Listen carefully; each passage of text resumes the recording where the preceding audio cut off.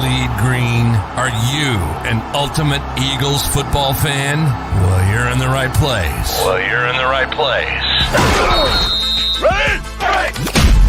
This is Birds 365, hosted by the new Mac and Mac, Jody McDonald and John McMullen. Here we go! Who collectively have covered and talked about more than 50 plus years of Eagles football. Kick off your day with Birds 365. You'll get debate. We love to argue. You'll get the real story from inside the locker room. And you'll hear from some of the great football minds from around the region. You're about to become an Eagles insider. Get in the game. Join Jody Mack and Johnny Mack and join the football community that flocks to Birds 365. Birds 365 starts right now. Welcome to the NFL. Let's go! Let's go! Go!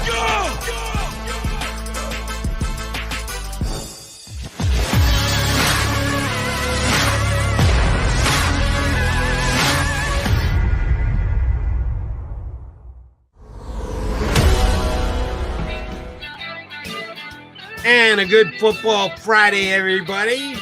On time and on point.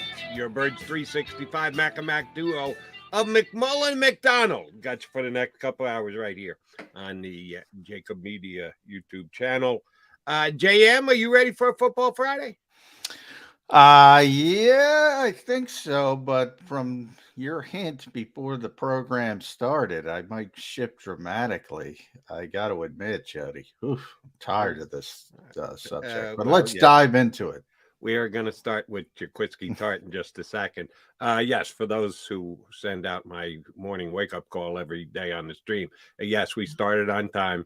And truth be told, I didn't know that was going to happen today because I actually went out last night and celebrated Father's Day. There we go. Late celebration. Yeah, because my daughter got hung up on the weekend. I was busy. I had to do 2 shows on Sunday. So she said, you want to push it off to Thursday night? So we went out, played Quizzo. I had an Irish coffee, which I don't usually do at that time of night. So it was kind of questionable as to whether we are going to get this show off on time. But when I found out from John McMullen late yesterday afternoon that Jaquiski Tartt's contract had leaked out, that's how I know what we're talking about tomorrow on Birds 365, because we've talked incessantly about Jaquiski Tartt since he signed with the Philadelphia, or at least details that he was going to sign with the Philadelphia Eagles came out like a week ago. It took that long for the details of his contract to get out there. Not quite the veteran minimum, so maybe we've been downplaying, or at least I'll raise my hand. No, we're not downplaying it. And by the way, let me correct, it's not out there. It's not been leaked. It's not technically, to my knowledge, he has not signed the contract yet. So it's going to be they just agreed to terms. I was told he got a little bit more than the veteran minimum, which is kind of surprising because he signed for the veteran minimum last year with San Francisco. And, maybe the Eagles had some competition. Maybe somebody else was interested. They didn't want to bother with anything of that nature. But I think he's going to get a little bit more from what I was told. But we're talking about, maybe $2 million. And I was thinking about it yesterday, and I thought to myself, Eric Wilson, for some reason, because I said, I wonder what Eric Wilson signed for coming into the Eagles, and it was 1 year, $2.75 million. He's not going to get that. The point is, and I put Anthony Harris in this conversation as well, because that's how it is. Very similar deal is how it was described to me. And he can make up to $2.5 million within if he plays and reaches all the aspects of his particular contract, if he's a starting player. So basically, I think they're both going to get very, very similar deals. And that leads me to believe, maybe it's Anthony Harris or Jaquiski Tartt, not Anthony Harris and Tartt. But we've talked about that before, and I have no problem with a competition. Let the best man win. Yeah. But I think the other part of that, the back end of that, is Kayvon Wallace has to show up. Kayvon Wallace has to play in training camp well, has to show that he's heading in the right direction. The only structured piece I see at safety, and it's hard to even call him sort of foundational, is Marcus Epps. They seem to really like Marcus Epps. They penciled Marcus Epps in. They expect him to be a starter. And then everything else is kind of up in the air. And if Marcus Epps is the main guy at safety, I'm okay with that. I would still call safety one of, and yeah, people have a problem with this descriptive adjective, weaker. Doesn't mean weak across the board, just weaker in comparison to the other positional groups that they have on this team. I would still call that one of their weaker positions. Yeah, I would call it the weakest by far. I would even go that far. I would say weakest by far, because when I say Marcus Epps is the only foundational piece, I don't even mean it in the sense that the Eagles think he's going to be their best safety. I mean it in the sense that, excuse me, that he's the guy that you know is going to be there. In other words, Harris might be more important. Tartt might be more important to the defense as a whole, after they beat out the other one, or, vice versa. But the one that you kind of know is going to be there is Marcus Epps. And you can't say that about Kayvon Wallace, because he can also play himself off this roster in training camp. Andre Sacheret, look, he got benched last year. I tell everybody, he came in here as early in the season as an addition and looked like a really good special teams player. And then he kind of fell off, very similar to Aaron Cepas in the second half. And by the time they got late in the season, he wasn't one of their gunners anymore. They went to Josiah Scott. So there is no sort of certainty at the safety position outside of Epps. None. You kind of know one of, the odds, and this is how I describe it. I have to be very careful because, people hear what they want to hear, Jody. Oh, yeah. The odds are Harris and Tartt are both here. That those odds are favorable. But there's at least a legitimate shot that that only one, I was going to say, you think they cut both of them? No. That only one is here, and they cut one of them. And for people that say, no, they gave Anthony Harris $2.5 million. We'll see what they give Tartt. That's going to be the ceiling, $2.5 million. It's going to be somewhere in the range of $2.5 million. And again, I bring up Eric Wilson. They brought in Eric Wilson to be a starter, and I told them from day one it isn't going to work. That's one I can check in the box, and you know that, Jody. Yeah. They gave Eric Wilson $2.75 million.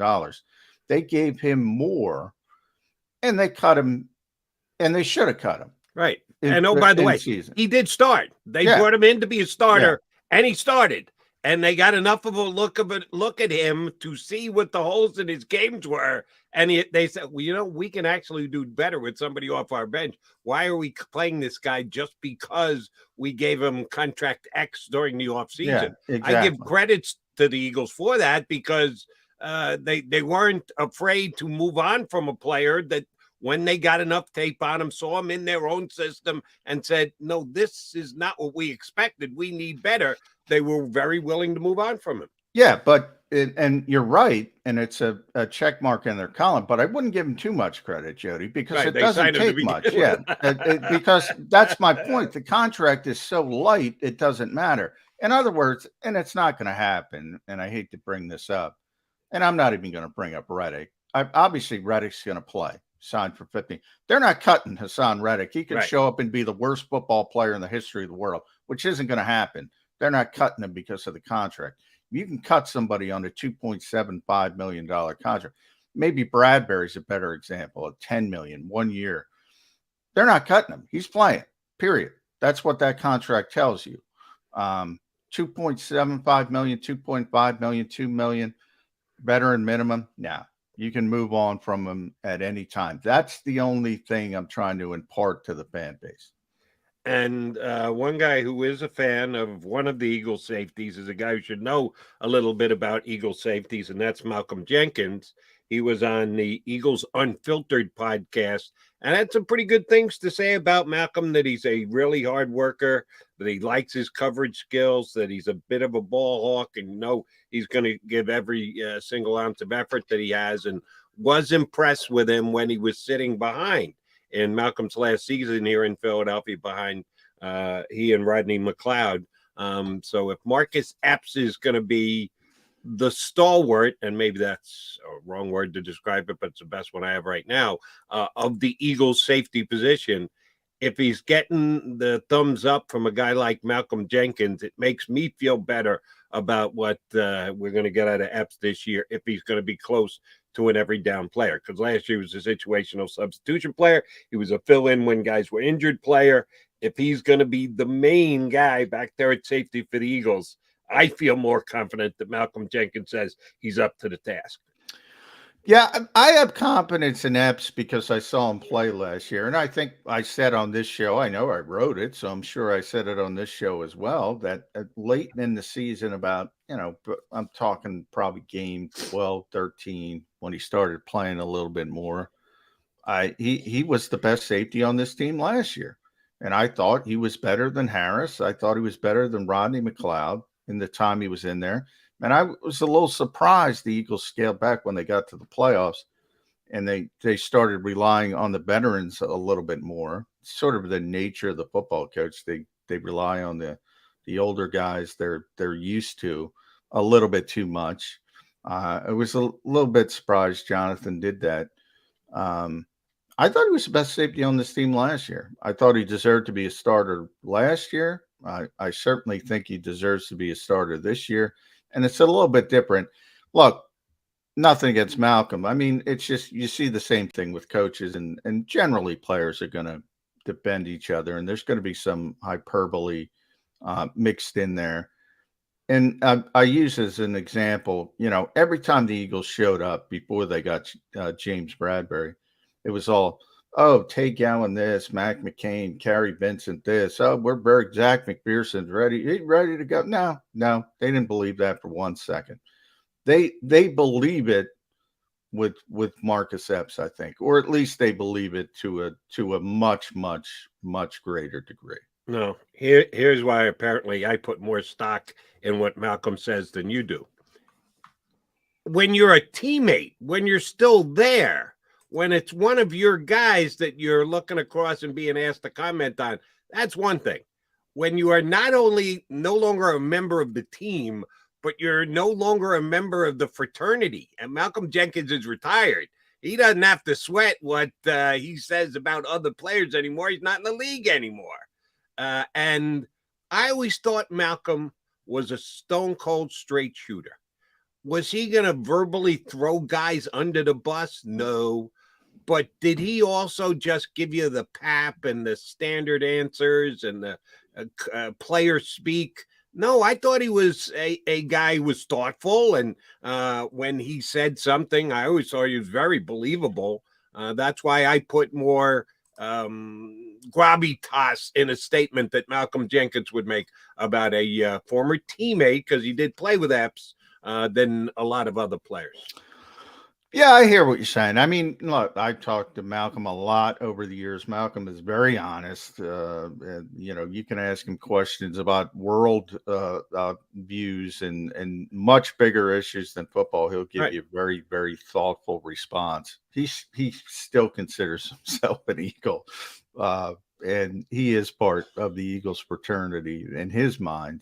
And he's got his guys, and he's going to defend his guys. He's going to now he might criticize the organization itself because of how things ended here. From a business perspective, he'll criticize Orlando Scandrick. I'll tell you that. With young players, he's very who didn't criticize Orlando Scandrick. With young players, he's very. He's one of those sort of Jason Kelsey types who's going to mentor young players.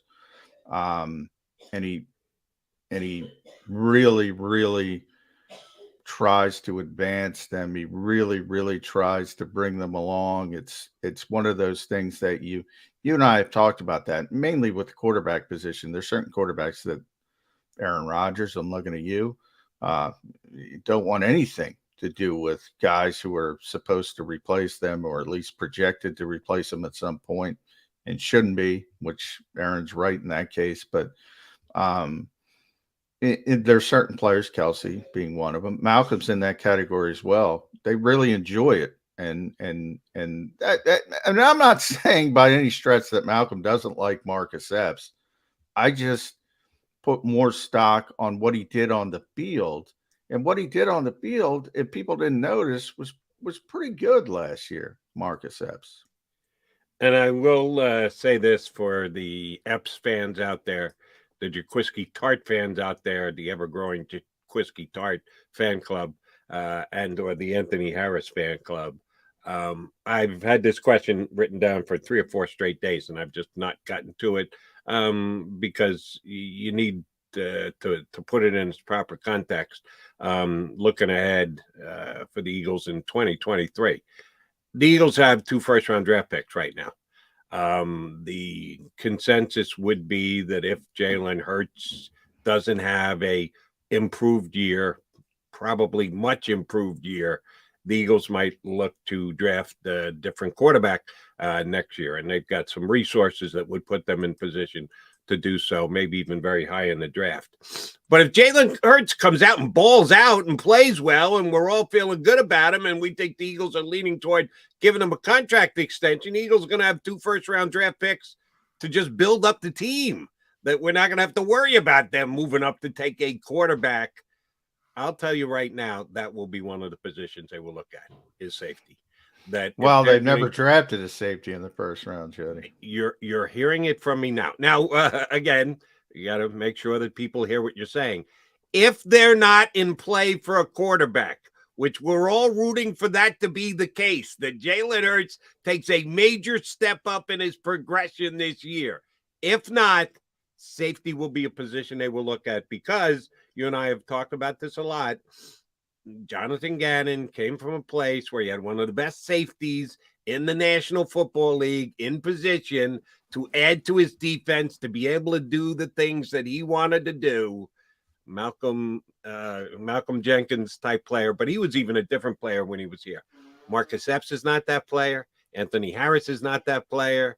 I would doubt highly that anyone on their roster, Jaquiski Tartt or anyone else, is that type of player. Oh, they still are looking for that type of player that fills several different roles, can play all over the place, tremendously athletic safety to back end the entire defense, to allow the DC to do what he wants to in a lot of different ways and phases. Oh, no, they're still looking for that player. And if they've got the flexibility of using those first-round draft picks on anything other than a quarterback, well, I'll ask you. I'm making a question. Jalen Hurts actually earns a Pro Bowl slot. He is one of the 3 best quarterbacks in and not the 4th replacement, because that can happen from time to time. You can get that's what happened last year. It was the 3rd alternate. Right. You can get pretty damn deep on the Pro Bowl. I'm not talking about alternate. I'm talking about he earns one of the 3 actual spots on the Pro Bowl. What position Eagles using those 2 first-round draft picks on? Well, so many moving parts here. But number one, what you said is true about Jonathan Gannon. I've talked about it all the time. He constantly brings up Harrison Smith in conversation too often. It's one of those things because he liked him so much as a player. But, is he even going to be here? If the Eagles defense succeeds, he's probably going to be a head coach, to be honest. And if they don't succeed and they crap the bed, the Eagles could start looking around and saying, what the heck's going on here? So that's the biggest piece of the puzzle. But then you have, your favorite, Derek Barnett's essentially under a 1-year deal, even though it was said it's a 2-year deal. The Eagles can get out of it. Brandon Graham is already talking about here on JAKIB Sports, JAKIBsports.com. He wants to play 15 years and he wants to finish his career with the Eagles. But he also said, guess what? I'll go play somewhere else next year. If the Eagles don't want me, I'll go play somewhere else. And that's, to be honest, that's likely what's going to happen. So they could need an edge rusher, which is an even more important position. And then you talk about Brett. We talked about Bradbury. 1-year deal, Jody. They might need a corner. And Darius Slay's post 30 as well. There's so many moving parts. And there are positions with more value that the Eagles could be looking at next April. That could be just more important than a position. They've never used a first-round pick. So we'll get into that next year. We'll be talking about linebackers. We'll be talking about safeties. But, you know, Howie isn't responsible for all of that. Jeffrey Lurie isn't responsible for all of that. But, hey, Jeffrey's been here for over a quarter century now, and they still aren't taking stinking safeties at the top of the draft. All right. I remember, circle this date on your calendar. Jody Mack said that if they don't need to use their draft capital to get themselves a quarterback in the 2023 draft, safety will be now. Howie could do the old kick the can down the road thing again and give himself another year to have multiple draft picks in the first round, so he could trade out. But if the Eagles make two picks, I got a lot of contingencies to this. Yeah, you got. And by the way, I hope I don't see a better safety prospect than Kyle Hamilton this year, and they could have had Kyle Hamilton, but they went a different direction. Yeah, but they love Davis. I know. If there was any other players other than Davis on the board, they're sitting right where they are and thinking maybe. I don't know with this team. Okay. They did love Davis. They valued that position more. And that's why they did what they did. All right. So here are the contingencies. They don't need a quarterback. JG is still here as the defensive coordinator. They keep both first-round picks. If those three things are in place, the Eagles will take a first-round safety next year. Jody McDonald, Nostradamus, write it down. Yours truly laying it out there in mid-June, some 10 months before the draft ever rolls around. All right, we've got our own Nostradamus joining us next. He is Mr. Football Friday himself. Game day, Ed Kracz, up with us here on Birds 365.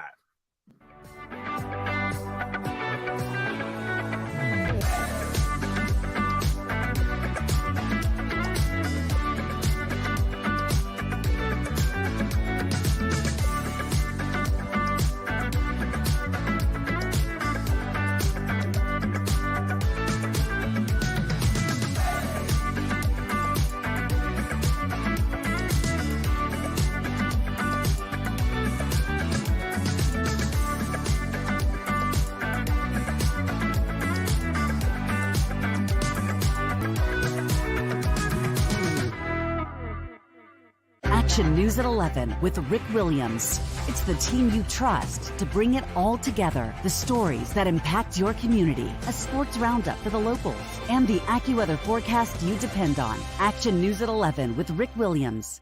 All right, did you know I was the mommy slam dunk champion? Really? Yes, really, don't sound so surprised. Let's see it. Oh, you're ready. All right, here we go. Let's hear the crowd. So go to right, I go to left, fake them out. Mama, go up, mama! She did it. Again? You can't avoid gravity, but United Healthcare can help you avoid financial surprises by helping you compare costs and doctor quality ratings. United Healthcare. Uh-huh.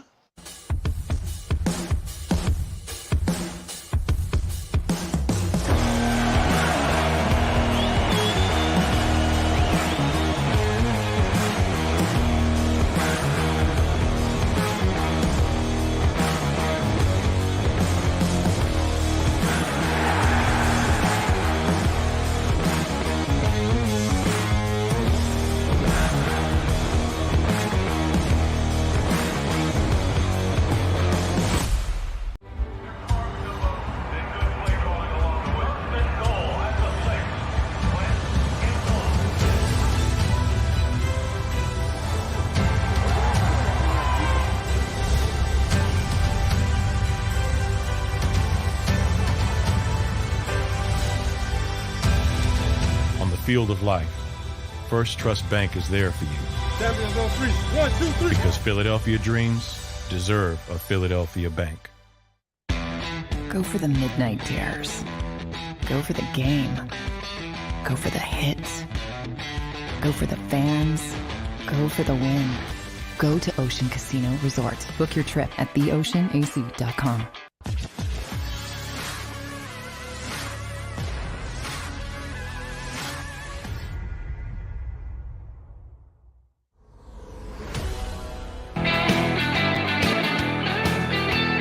You got your Mega Mac guys here on Birds 365 on a football Friday. Now, you see that smiling face, Ed Kracz? That alone should give you reason to hit the like button right now. Because you got three tough guy football, supposedly insiders, follically challenged. We can tell that for damn sure. Yeah. 2.5 tough guys. I'm not going to put myself in the category of Jody McDonald and Ed Kracz. I don't think either one of us will be going out. Any of the three of us will be out picking a fight afterwards. But if we Ed, we're getting behind Ed. Trust me. Okay. Well, we are in the follically challenged club. There's no denying that, fellas. But that does not prevent you from hitting the like button right now. Do us a Friday favor and go ahead and like us here on Birds 365. All right, Ed Kracz, Jaquiski Tartt in the fold. And more than a veteran minimum contract, you and John both reporting that yesterday. If it's like the Anthony Harris contract, it's an extra couple of $100,000, which, damn, I wish somebody would throw me a couple extra $100,000. Yeah, I'll take it. But if you're looking at the percentage of the overall cap with which a team has to work in the National Football League, it's not a major deal. I was a little surprised since he played on the veteran minimum last year. Were you? Yeah, I was surprised he was still out there. I had kind of forgotten that he was still out there, to be honest with you. But yeah, he's just one of a few Band-Aids this team has, right? I heard you talking before I came on about, what this team looks like beyond this season. And, he's one of those guys on one of those contracts that is up after the end of this season. But I think it's a good signing. I mean, he's a veteran guy. He's been in the league for since 2015, I think. 2015, yeah. Yeah. And I was saying, and I talked about this with John, that must have been a heck of a secondary Samford had together. Yeah. James Bradbury was a cornerback that came into the NFL in 2016 in the second round, and Tartt was a safety in 2015 who came into the league as a second-round pick. So I don't know what Samford's record was then or who the coach was, but he did a good job putting the secondary together. Yeah, he should have gotten fired. I don't know who it was, but if they had a bad defense at that level with Tartt and Bradbury, yeah, he's got to be out of there. Jeffrey Lurie's getting him out of there, baby. Yeah. You can't succeed with that. Yeah, but I think Tartt will help, regardless of the dominoes that will fall now that he's in the fold, whether that's Anthony Harris or, Kayvon Wallace takes a seat. Kayvon Wallace, I think, was supposed to be Jaquiski Tartt by this point in his career. But, he hasn't developed. He's had some nagging injuries that have kind of set him back a little bit. But, so far it hasn't happened for Wallace, and that's why Tartt has to be here, is because Wallace hasn't developed the way they would like.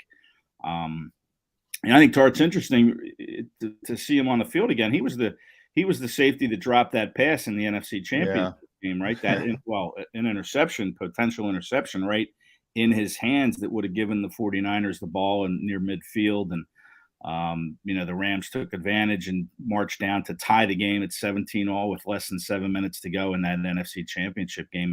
And I'll give Tartt credit. He did drop that INT that could have, helped the 49ers be the team in the Super Bowl, but he came out and he answered questions afterward and he didn't give any excuses. So that kind of accountability, wins some praise from me.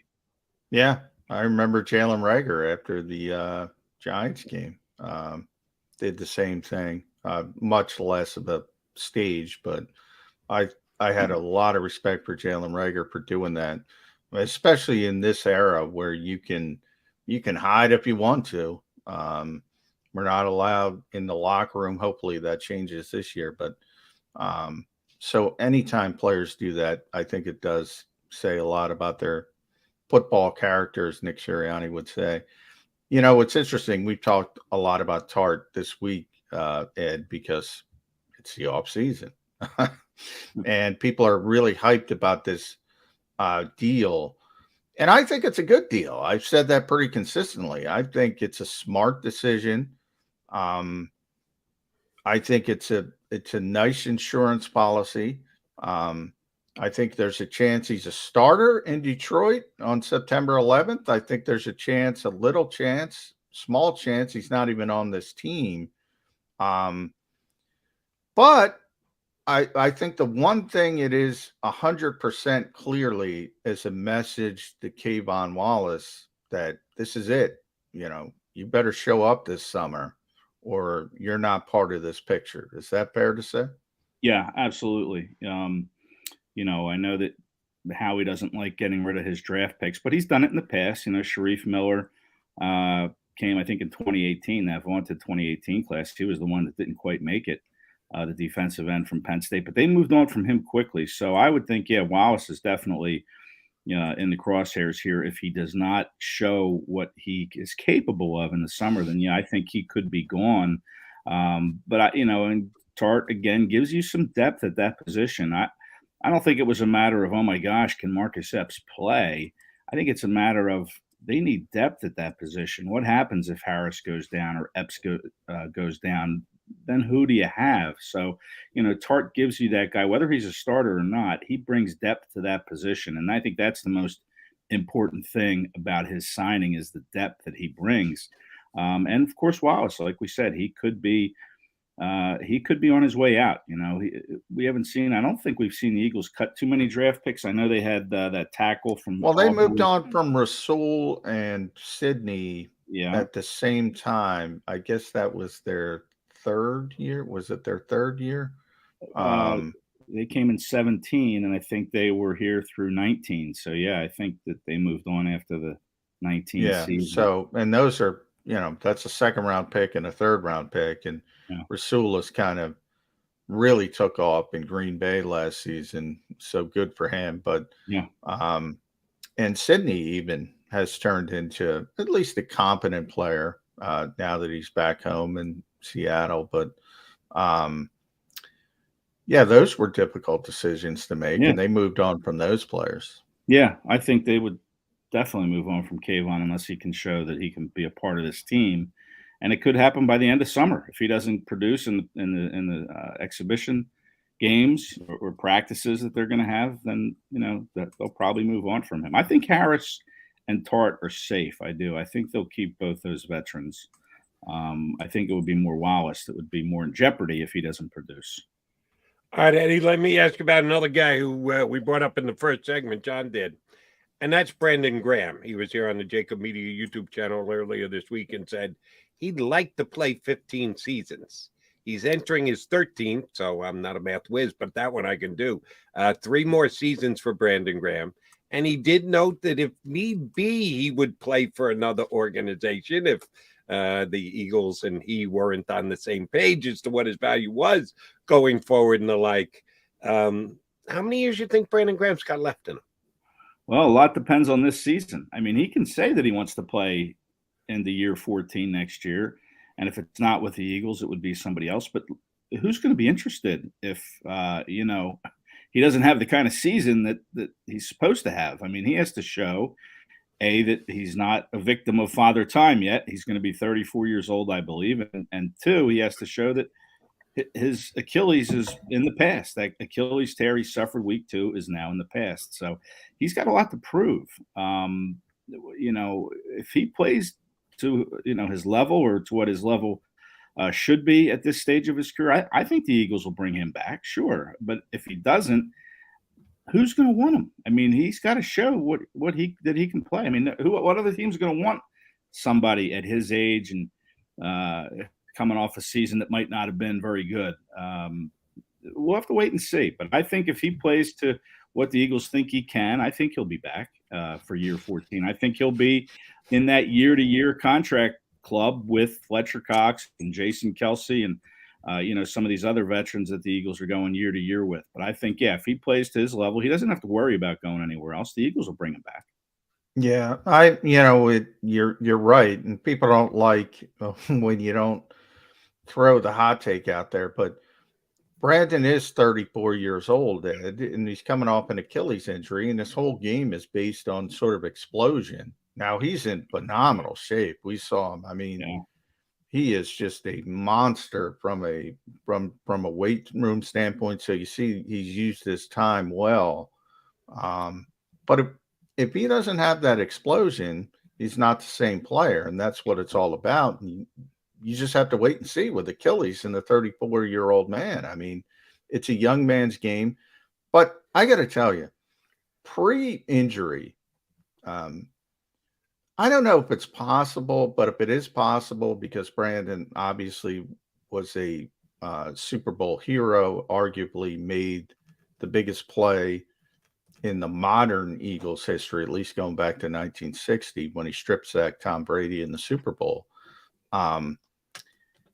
I think Brandon Graham is still underrated after all these years, and because of the sack numbers. And everybody wants big sack numbers. And you and I have talked to many coaches, opposing coaches over the years, opposing players. The offensive coaches would always say, man, we got to block Brandon. We got to block Fletcher. If anything, he to me has always been underrated in Philadelphia. Is that your take as well? Or do you think people realize what Brandon Graham was for this organization and remains? Well, I think that play in the Super Bowl changed the perception of Brandon Graham. Listen, he's a guy that this will be his 13th year in the league, and as a defensive end, he has not had a double-digit sack season. I mean, I'm not sure how many players you can say that of that have played 13 years on the edge in this league that didn't. Yeah, he's not a finisher because he's short. Well, he is. You're right about the explosion. He does come off the line quickly, and he may even. It's interesting when you hear these players talk about what they're doing during practices and what we've seen them do. And he's been a guy that's been kind of lined up as an outside backer at times. We've seen Brandon Graham go inside on occasion to play at the tackle position. So they're going to move him around, I think, a little bit. And you're going to have to be able to do that in Gannon's defenses. You're going to have to be able to kind of drop into coverage sometimes. Now, Brandon wasn't a big fan of that when Billy Davis came to town with Chip Kelly. And tried to switch into that 3-4 defense, and Graham really struggled to play as an outside backer.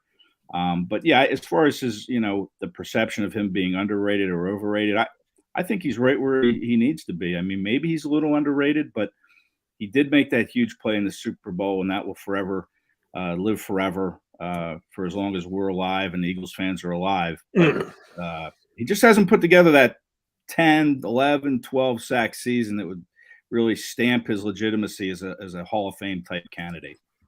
Let me ask you one more Brandon Graham question, and I'll take it off the field and into the contract room. Brandon has been a guy, correct me if I'm wrong, who's been very willing to help the Eagles when money needs to be moved around.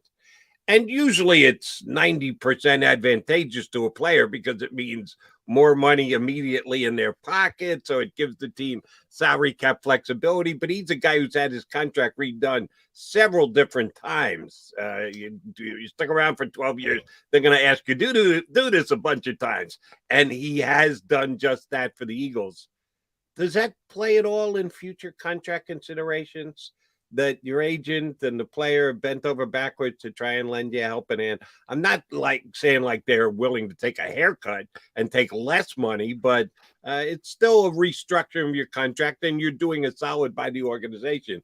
Does the organization feel any obligation toward, if they're sitting on the fence, maybe giving Brandon Graham a better offer to stay and continue his Eagle career? Yeah, Howie does get a sentimental attachment to some of these players. We've seen it in the past. And, there's, as a player, if you've come into the league, in 2010, I mean, think about where we were. We might have had hair back in 2010. That's a long time ago. As a player, you got to think, this team, I've been with this team for 1 year. So there's probably a feeling from the player that, I want to stay here. I want to finish my career here. Not too many guys get that opportunity. We'll probably see it with Jason Kelce. We saw it with Brent Selleck. And I'm sure there's some others, but, I think there would be kind of a feeling like, yeah, if you're Brandon Graham, let's take what they offer us because I want to play here as long as it's fair. And I think from the Eagles' point of view, we've seen Howie Roseman show that sentimental nature towards some other players. See, I think the organization loves what Brandon Graham represents, and I think they would be willing to give him a fair deal. Now, again, he has to show that he still has enough explosion to be a force at this level. They're not just going to hand out, $10 million or $8 million, whatever it's going to take to bring Brandon back for another year just because he's Brandon Graham. He's going to have to live up to his end of the bargain to get a deal like that. But I think if all things being considered, yes, I think the Eagles would want to bring him back and let him finish his career here. And I think Brandon would love that. Yeah. And to Jody's point, I would say, I'm not going to say everybody, and Andrew Brandt's going to be on the show an hour or two, and maybe he can talk about this, Jody, but well over 90% of contracts, it's written in modern contracts that, look, if we have to restructure and give you your money up front, we don't have to get your approval. So most of those contracts, the Eagles restructure, they set it up that way. That says, look, if we need money, we might restructure. We might give you your money up front. It's not going to hurt the player, and they just do it. So it's not a matter of approval in more cases. And Ed's right from the sentimental standpoint. Howie's had a history of being sentimental. Maybe that's one of his weaknesses. And you got to evaluate something in the moment. Is the guy helpful to the team? But when you have somebody who's done as much for your organization as BG, then it becomes a little bit more difficult. It becomes difficult not to be sentimental. They were able to do it with Malcolm Jenkins. You got to make these difficult decisions. And if you had, Jody was talking about 10 months in advance, if you had to pin me down right now, I would say in 2023, odds are Brandon Graham's not going to be an Eagle. Odds are. And if he wants to play somewhere else, he'll get a job, but probably be 1 year. And I think that would be sad because you always want to see people. And I want to put Brandon in this category, but there's all these, images of great players going back to Johnny Unitas and Joe Namath playing in a different uniform, and even Emmitt Smith. It stinks to me, but hey, if you still think you got something left in the tank, you got to go out and play. And I think Brandon pretty clearly here on JAKIB Sports said he's going to do that. And I think it's going to happen. But let me take John's point and answer me this, Ed. If Brandon Graham goes elsewhere, if we can absolutely determine it's not a quote-unquote money grab, that the Eagles offer him a $5 million deal and somebody else offers him 6 or 6.5, and he just says, yeah, I need the extra $1.5 million, then that would be something that we could debate and say, does he really need that? If it's not, if the Eagles make him a legit offer and he goes elsewhere, will that take an edge off the fact that Brandon Graham is one of the most popular Eagles with the fan base here in town? Well, it didn't hurt Brian Dawkins' stock. I know that was a little different. Yeah, but that was the Eagles. Eagles made that decision to move on from Brian Dawkins. That wasn't Brian Dawkins moving on from the Eagles. If the Eagles have an offer on the table and Brandon decides to go somewhere else, now if it's an outrageous difference between the two offers, Eagles are offering him veteran minimum, somebody else is offering him $7 million. Well, guess what? I'm going too. There's no sentiment involved there. But if the offers are relatively similar and he decides to go elsewhere because another team is offering slightly more, do you think that will hurt Brandon with Eagle Nation?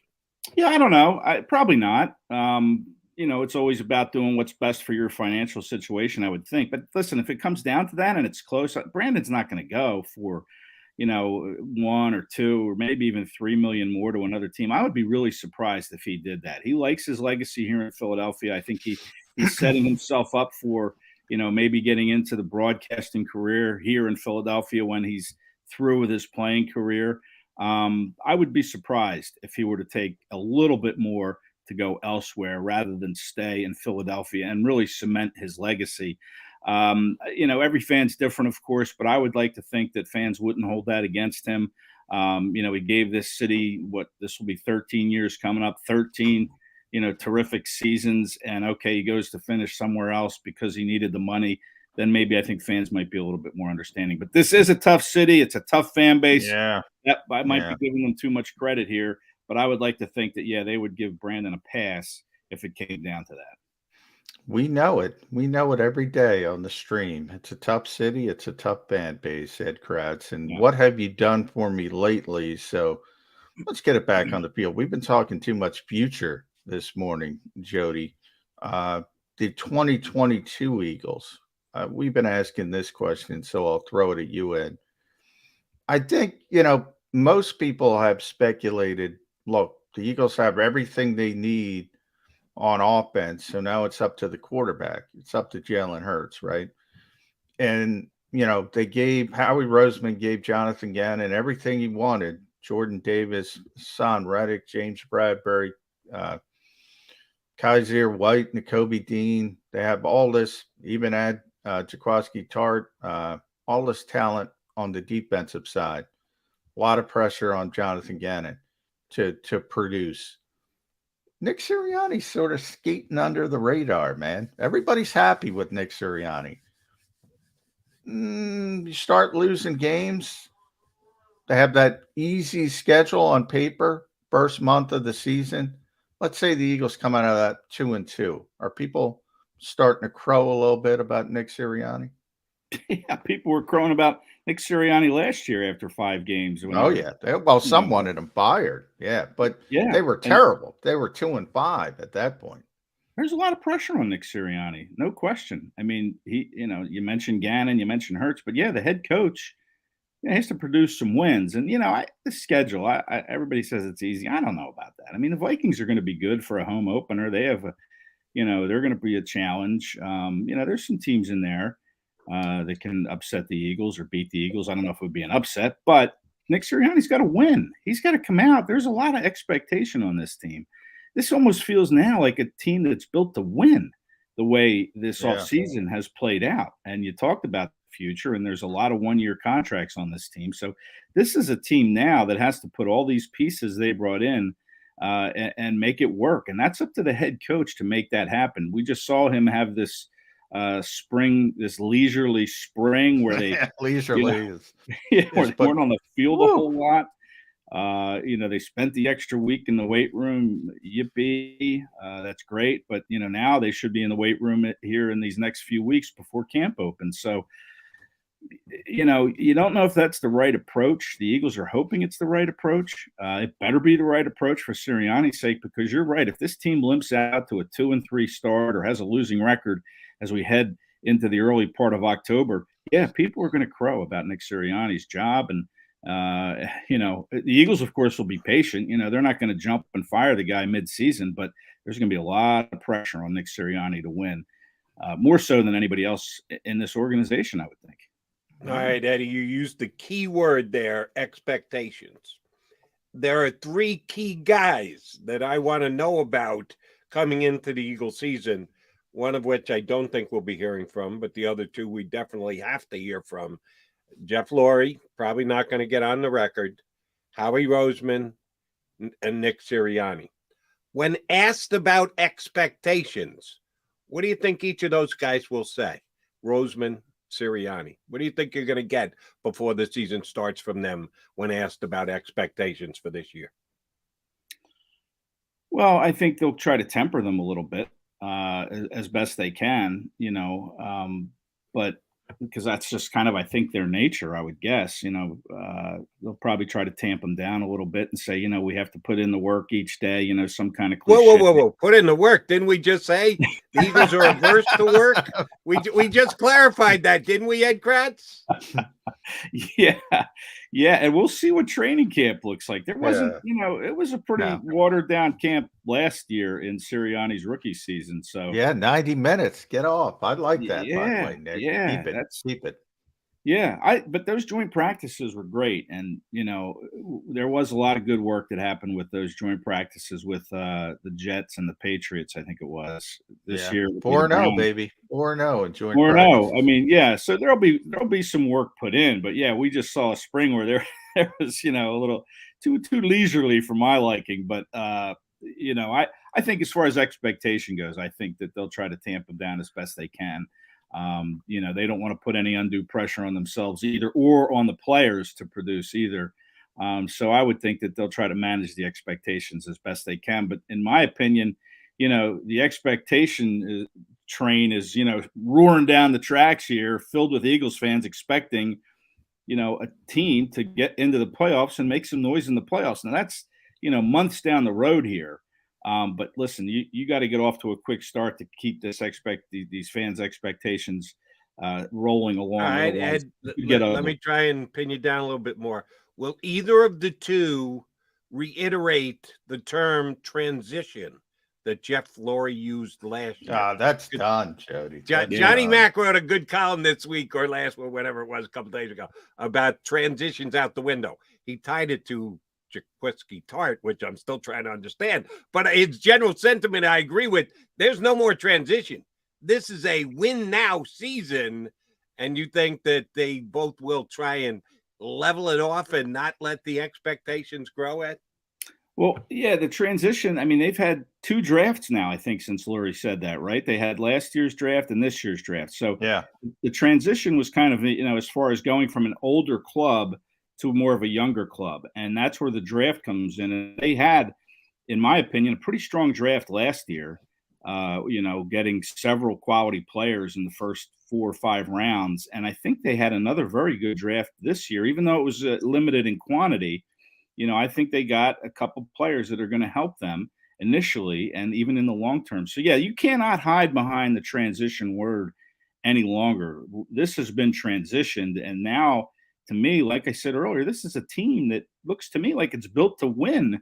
When you look at bringing in Bradbury on a 1-year deal, Tartt on a 1-year deal, I mean, they could have just said, let's let Zach McPherson handle the edge, or whoever else, Mac McCain. Hey, let's see Marcus Epps and Kayvon Wallace in the safety.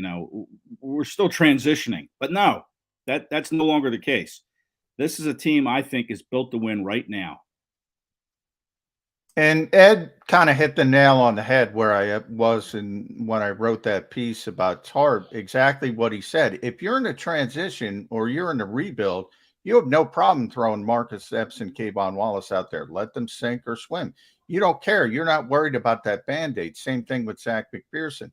Let him go out there and play. If he can't play, let Tate Gowan go out there and play. If he can't play, let Mac McCain. But no, they went out and got James Bradbury. So the indication that you're willing to bring in the case of Tartt, it's a Band-Aid, probably more than that with Bradbury. But when you're willing to bring in these 1-year pieces, it shows an indication you're not thinking about the rebuild. You're trying to think about winning games this year. But I want to shift it. I want to give the cheap plug, si.com, /NFL/Eagles. Read Ed Kracz there. Myself as well. We started our top 25 Eagle countdown. So check that out every day. And I'll throw Jody this as well, get him involved.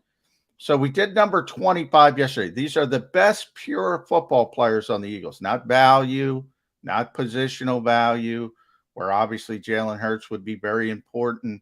Just the best pure football players on the Philadelphia Eagles. Our top 25. Ed came up with his list. I came up with our list. We mashed them together, so there's no sort of bias.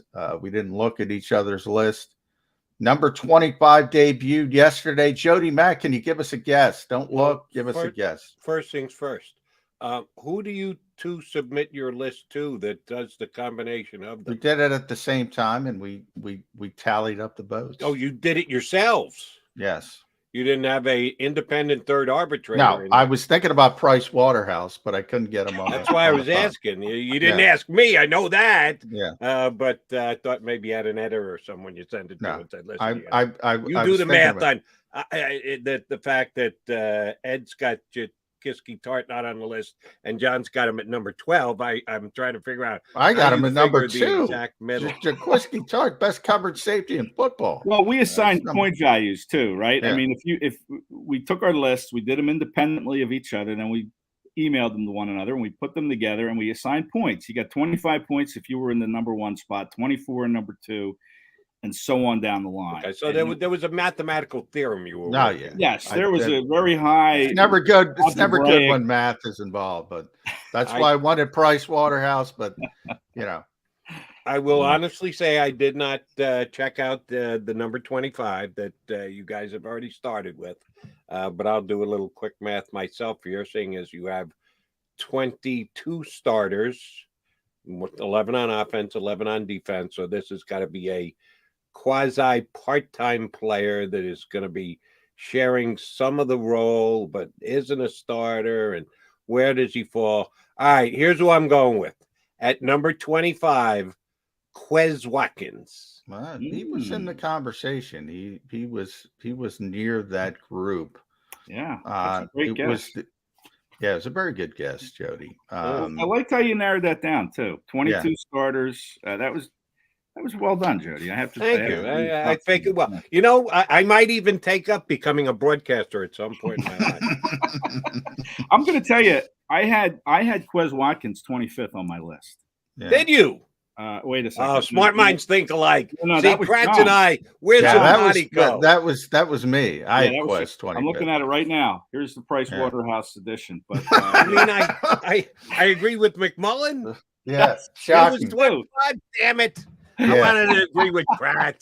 No fun when I agree with McMullen. yeah, he'll pop in our 25 here somewhere based on probably my Okay. evaluation. all of right. him being a Ed little had bit him higher Unless- than I did. Unless Ed's got him number 3, he's going to be in the next couple of guys. Ed had him higher than I did. Okay. So there's a little foreshadowing. But I had Quez at 25. Yeah.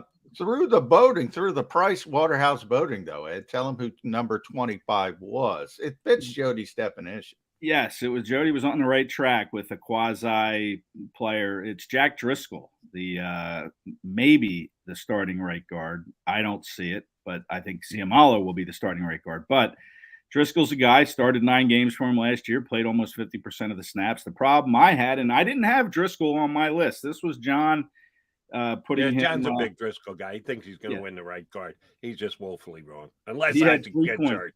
Yeah, If Isaac gets hurt, then Driscoll slides right in. But then Driscoll will get Isaac's hurt. going to be. Then on the what right do you side. got? When Driscoll gets hurt eventually, because he Yeah. gets hurt. That's why I left him off the list, because he's too unreliable at this stage, right? I mean, he's But finished- then Stability is again, so availability. does Isaac. Both Yeah. of those guys are an injury waiting Yeah. to happen. That's true. yeah, but Isaac's got had more of a career at this point with his injuries. That's why I knocked Tartt down from number 2, because he's missed Injury 31 purposes. games Yeah, in that's Yeah. 5 years. Understood. All right, Eddie, thanks for hopping on, buddy. You got plans for the weekend? You going to do anything silly? No, nothing silly at all. Probably just kind of sit around. I was hoping to get up to the U.S. Senior Open in Saucon Valley. I'm still waiting to see if some tickets come through for tomorrow to get up there and watch Jay Haas and Rocco Mediate and some of these heroes of my yesteryear. Phil going to play on that tour too? I know he's got the whole live thing going, but he's old enough. He could play senior, right? He could, and he'd probably do well on it, but I don't think so. No, He's not playing the Senior Open in Saucon Valley anyway. Hey, by the way, Ed, because I don't think the Eagles have said this, so I'll do it on the show. I think it was the Seattle News of all people. I guess they gave it to them first. Jason Kelsey's Ocean Drive thing is going to be on Wednesday, I believe, of next This upcoming week? I believe. Very nice. Don't quote me on that, but I believe. Just giving Ed a heads up in case you want to go down the shore. They got plans on the 29th. It's all you, There we John. go. Unless Jody wants to swing it for us. Seattle duty next Wednesday. What do I got Wednesday? I got to do a WIP show, not a non-usual day. Yeah, I got to do Birds 365. It's tough to get down there, perhaps. Duty calls. Because if Kelsey's pouring, I'm drinking, which is not going to be good. That was a for us great getting event up last early. year. Yeah, Ed was there last year. I was there last year. A lot of fun. He didn't have as many teammates as I think he'll have this year because they had just put it together like 3 days before the event. Yeah. But I think now with more time to prepare, it'll probably be even better this year. So if you didn't get there last year, it was a terrific event. Jason's pouring behind the bar, drinking Jello shots and swigging beers, and it was a lot of fun. So yeah, now maybe I'll have to make that trek down. Somebody's going to get down there. Yeah, Eddie, thanks, bud. Have a good weekend. We'll get you up again next week as you reveal the top 25 Eagles. I'll continue to take guesses if called upon. Ed Kracz from Sports Illustrated, the Eagle Maven, here with us on Birds 365. All right, coming back. Speaking of Jason Kelce, I'll weave him into the next segment of this show, including some rankings. John just said he and Ed have their top 25 Eagles. Guy who I do like, do respect. I've had him on my radio shows many times as a guest over the years. Pete Prisco of CBS Sports came out with his top 100 in the top NFL. 100. I got to look 100 players. And I was looking up. We were having that conversation about Brandon. My thought that he's underrated. Before we get to break, I know we've got to go to break. So starting in 2012, I went back and looked at the Pro Football Focus grades of Brandon Graham. So I want to give them to you real quick, Jody. Okay. 2012, 2 of 94. 2013, 19 of 90. 2014, 6 of 103. 2015, 10 of 106. 2016, number 2 of 108. Wow. 2017, number 5 of 108. 2018, number 7 of 104. 2019, 15 of 104. 2020, 10 of 108. In 2021, obviously, he was injured. This is a great Never dropped player. out of the top 20, right? Nope. He's in the top 20 every single year of defensive ends. That's pretty damn good rating for Brandon Graham. You are right on the nose on that one. All right, but I'll maybe show you a place where Brandon Graham doesn't get respect. Well, he really shouldn't because of the sacks, Jody. It's because of the sacks. Well, last year it was because since we're talking about he's hurt forward a projection. Yeah, he kind of. No, I'm not talking about now because of the injury, but throughout his career, because he's not a finisher, he's not the long. And this is how I always describe it. You'd rather have Jason Babin or Brandon Graham, because I'd rather have Brandon Graham every day of the week. Well, as would I, but other places, and we're using Pro Football Focus as a baseline when you are talking about major respect from a group like the Hall of Fame. Yeah, Brandon Graham's not going to get there. Oh no, because you're right. They do lean on sacks. Oh, and that's a pretty well-respected group that's put together. They have. And there are different guys. There are guys like J.J. Watt who did both. A lot of it is, and I joke, Brandon is short. That's why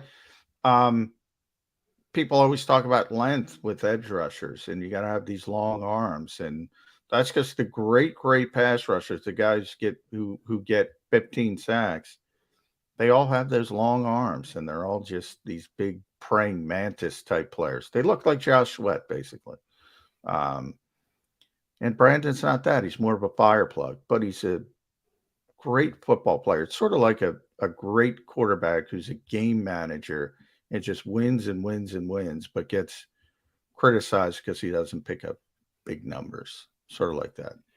He's John McMullen. I'm Jody McDonald. We are your Mac and Mac Birds 365 guys. Come back. I'll run down the Pete Prisco top 100 list, in which, at least one man's opinion, a little disrespect for the Eagles. We'll fill you in on the details when we get back here on Birds 365.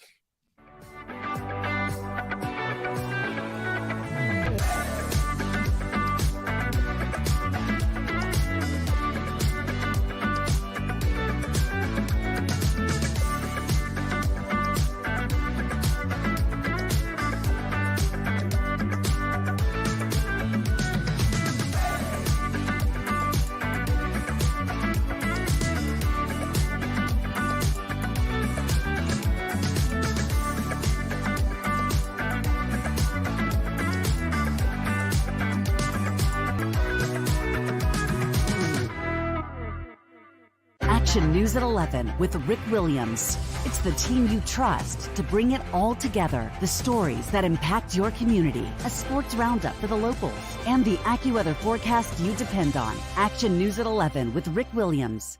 All right, did you know I was the mommy slam dunk champion? Really? Yes, really, don't sound so surprised. Let's see it. Oh, you're ready. All right, here we go. Let's hear the crowd. So go to right, I go to left, fake 'em out. Mama, go up, up, up. She did it. Again? You can't avoid gravity, but United Healthcare can help you avoid financial surprises by helping you compare costs and doctor quality ratings. United Healthcare. Uh-huh.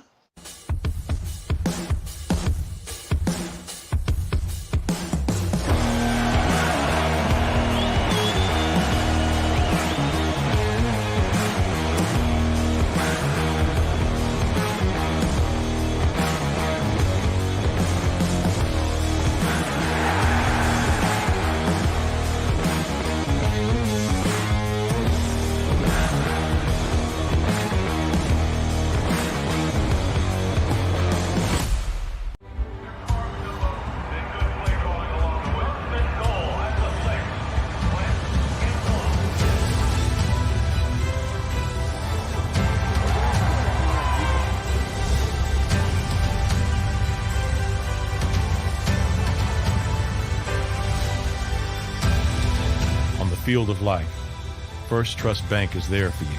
Champions on 3. 1, 2, 3. Because Philadelphia dreams deserve a Philadelphia bank. Go for the midnight dares. Go for the game. Go for the hits. Go for the fans. Go for the win. Go to Ocean Casino Resort. Book your trip at theoceanac.com.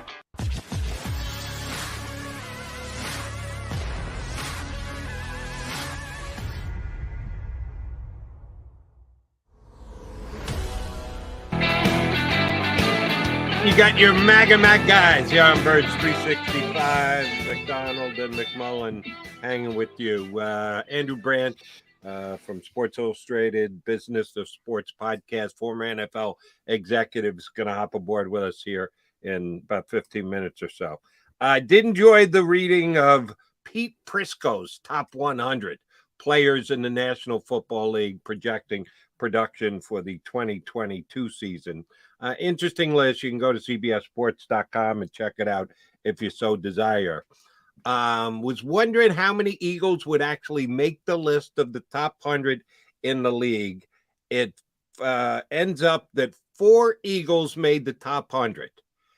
That's not a bad number, John. When you think of 32 teams in the National Football League, if you got 4 guys apiece, that's almost 130. You're only talking about 100. So the overall number of 4 doesn't bother me as much as the placement of the players. The Eagles do not have a player in the top 74 players in the National Football League. They're 0 for the top 74. That stings a little bit. If you did you look at the list ahead of time? I didn't. I'm going to try to pull it Okay, up then now. don't. I want to ask you, who do you think they have ranked as the number 1 player on the Philadelphia Eagles in ranking the top 100 in the league? Number 1 player on the Eagles. Well, let's see. Let me Jody Mac this. I gotta. You're talking about a small group, and I've just done this exercise with Ed. So right, there's 4. No. There's 4 Philadelphia Eagles in Pete Prisco's top 100. But the highest ranked one is 75, which means they're all. Well, I'm trying to think, but we're talking who's the highest Eagle. You're talking about Lane. That's right. You just voted for the top 25. So who do you have as your number 1 Eagle? Well, I have my number 1 Eagle, Dallas Goedert, which I've said on this show and pretty consistently. He's not going to be number 1 because Ed didn't have him as high as I did. I forget who Ed had number 1. So I'm trying to think who. I know Prisco's not going to take Dallas Goedert. That's why I'm trying to think. I'm trying to think who Prisco is going to take. So there's only a certain group of Eagles in the conversation. Sure. Goddard should be in the conversation. Kelsey, Lane, Darius Slay, AJ Brown, probably probably Jordan Mailata. So that's the group you're talking about. Who's he got first? Probably Lane, I would think.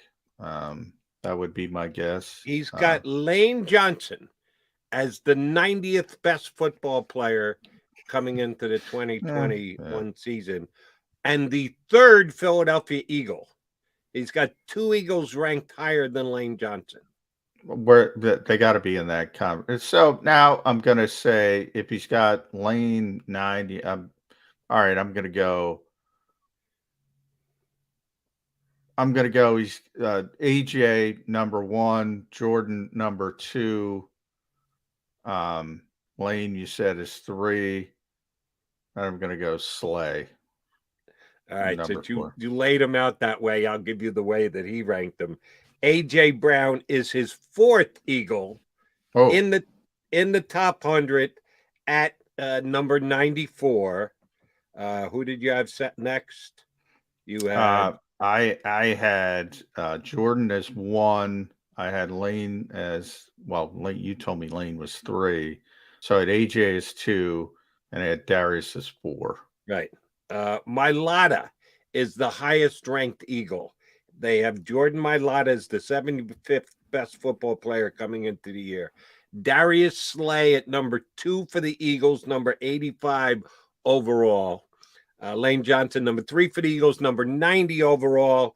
And A.J. Brown, 4th on the Eagles, 94th overall. So the Eagles have 4 players, which is not a bad number out of the top 100. But none in the top 74. All 4 Eagles are in the final quarter of the top 100.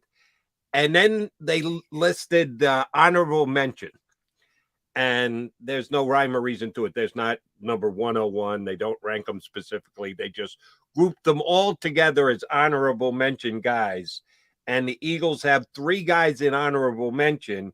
Your guy who you had number 1, Dallas Goedert, which means he could have been 101, but that's a pretty good chunk behind him. Mailata, if he's at number 75.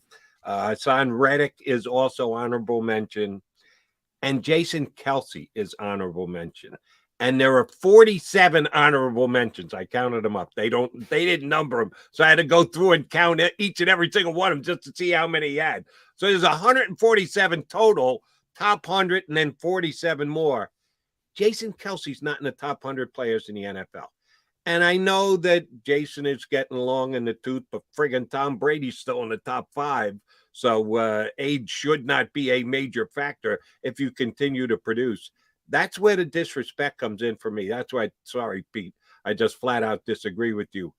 Jason Kelsey, and I love Jordan Mailata as much as the next guy. One guy's been there, done that. The other one's just developing and getting ready to take off. He's got Mailata, his number 1 guy, and Kelsey further down the list than that couldn't crack the top 100. I'm sorry. Kelsey has earned this until we see the drop-off. And it's funny that I brought up Brady because it's the same thing I say about Brady. I'm sorry. I'm tired of being wrong, predicting, this is the year we might see an actual step back from Tom Brady. I've been saying it for a damn decade, and he never takes a step back.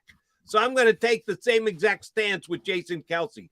Until I actually see a erosion of his game, a step back, as slight as it may be, I'm not going to project it. I'm not going to predict it. He just comes out and plays to the same level of excellence every single year. Why shouldn't I think he's going to do it again this season? Yeah, I mean, I'm with you on Jason Kelsey. I don't get, and I'm going to say this about my own list, which is coming out with Ed as we continue to. I don't know what, it's one guy's opinion. If you don't like it, turn to the next guy. I mean, I can't get upset about rankings. I mean, would I have a bunch of Eagles higher than that? Yeah, probably. What I just gave him, I know people don't agree with me on Dallas Goedert because, one, tight end is not a sexy position. There are, it's not unsexy either, but people like quarterbacks and receivers and edge rushers and corner. We know what they like. there's certain guys. The Eagles don't have Aaron Donald. I assume Aaron's number one. I mean, and I don't know, but I got the list in front of me. Hold on, let me look. Check real quickly. The number one player in the National Football League is a guy by the name of Aaron Donald. Exactly correct. And Rodgers should be up there, and Mahomes he would be should number up two. there. You want to keep going, John? Yeah, see if you get number three. Mahomes, Brady. That would be number three. Very good. See if you get number four. Brady. No. What's Brady, 5? Brady's 6. Yeah. So I mean, there are true superstar players, and I don't know if the Eagles have somebody who belongs in that top 5 or top 10. I think that's fair. Once you start getting into, was Jordan Mailata the 75th or whatever he was best, or is he better? Kelsey certainly would be in my top 100. Lane as well. Eagles have a lot of good players. Oh, that's why John, that's why they put these lists out for debate. Yeah. So guys like John McMullen and Jody McDonald, whoever show, can go on and go, wait a minute, you're disrespecting this player. That's the reason why you do the list. Well, and you can't take I mean, I guess but he says you don't know what the hell you're talking about. Yeah. I to me it's more of, all right, some guy's opinion, because I know what it is, but I don't understand why fans get angry about it, I guess is what I'm saying. So all right. Well, I get angry. I just let it go pretty quick. I'm not going to brood about it all day. Well, I'm going to be angry in the moment. When I read the list, I go, oh, man, they have no Eagles in the top 75? I didn't even sense you got angry. I wasn't necessarily talking about you. But people do get angry about it. I've seen players, Darius Slay already, when the Madden rankings leak, they get upset about the Madden rankings. I'm like, they take Madden very seriously. Oh, my Lord. I'm like, who gives a flying? Some nerd in Simi Valley's coming up with this. No. That's disrespect, John. If you are not giving your proper Madden cred, that's serious disrespect. Oh, my God. I do it every year on Twitter. I said, the next editor who tells me to do a job, and I'll say this, and I'm going to curse, so get this ready to bleep, if we want to put this, can go... No, I'm not going to do it. Can go F themselves. I am not doing or will ever do a story on Madden ratings. They are ridiculous. Ridiculous. Fuck Madden ratings. Don't tell me to say. There it goes. There it goes. Yeah. But I come on. Come on. They take that stuff seriously. I know. John. I've had the conversation reason is with players. Because it's not just an individual thing. Like you and I have our individual opinions. And some people who are listening to stream, we thank all 175 of you who are on right now. Please hit the like button. We could use your love. The fact that someone on our stream does or doesn't agree with our opinion, it rubs me the wrong way in the minute, and then it's over and done and gone with. Oh, no. Those players talk about their Madden rankings all year long amongst themselves. Now with social media and guys hopping on social media, it's worse than it's ever been. Oh, no, locker room, when they're together for charity thing during the offseason. Oh, they talk Madden all year long. Oh, I know. I've had the conversation with players, and I've said, you do know that they don't watch anything. They don't know anything. And I put this on Twitter, and I even got contacted by one of the Madden PR people in a joking way. I said, I'm not insulting the game. Have fun. Knock yourself out. But I mean, to take this seriously and think this is meaningful to an NFL team. Oh, he's got a good man. We better relook at the tape. And most of the case, to be honest, they just steal it from Pro Football Focus anyway. So most of it is, okay, who do they say are the best players? And they give them the best rankings. And then I think they screw with a couple players. Like Slay, I blatantly think they screw with because they know he's going to talk about it on social media. And he doesn't get a 90, and he's upset about it. And all of a sudden, everybody's aggregating 15 stories out of it. I'm just telling This is my personal every single editor I've ever worked for. If you ever ask me for that bullshit, it ain't happening. I love it. Well, not that I'm a writer, but I have no problem talking about Madden, even though I've never played a down my entire life. Never been a gamer, never played Madden, but know enough that you don't want to screw with a guy and disrespect him by not giving him his well-earned, in his own opinion, Madden ranking. Yeah, you can get a guy not talking to you all year long. Oh, I know. I have you. And by the way, if you're a player, worry about what your coaches think of you. Yeah, don't worry that's about kind it. of more important than your Madden Yeah. rating. You're exactly right, John.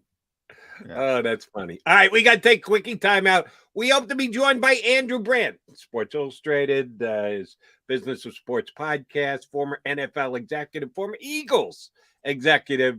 Andrew Brandt scheduled to join us next here on Birds 365.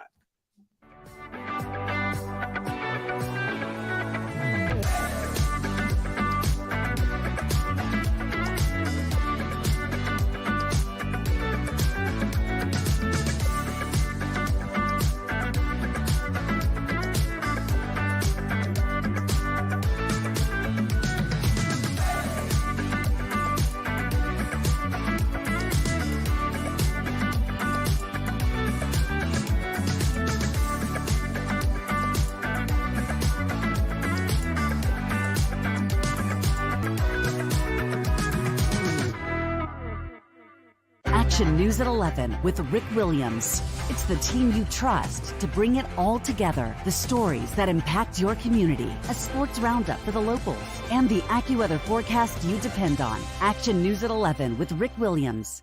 All right, did you know I was the mommy slam dunk champion? Really? Yes, really, don't sound so surprised. Let's see it. Oh, you're ready. All right, here we go. Let's hear the crowd. So go to right, I go to left, fake them out. Mama, go up, up. She did it. Again? You can't avoid gravity, but United Healthcare can help you avoid financial surprises by helping you compare costs and doctor quality ratings. United Healthcare. Uh-huh.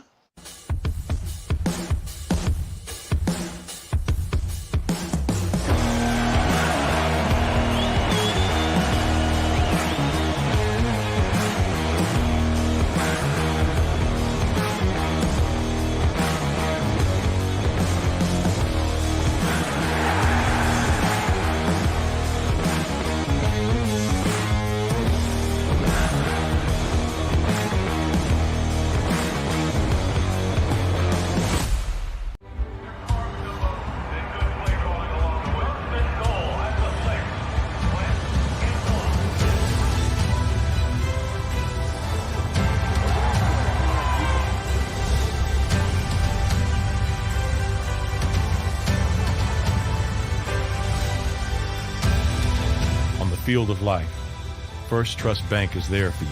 Champions on three. 1, 2, 3. Because Philadelphia dreams deserve a Philadelphia bank.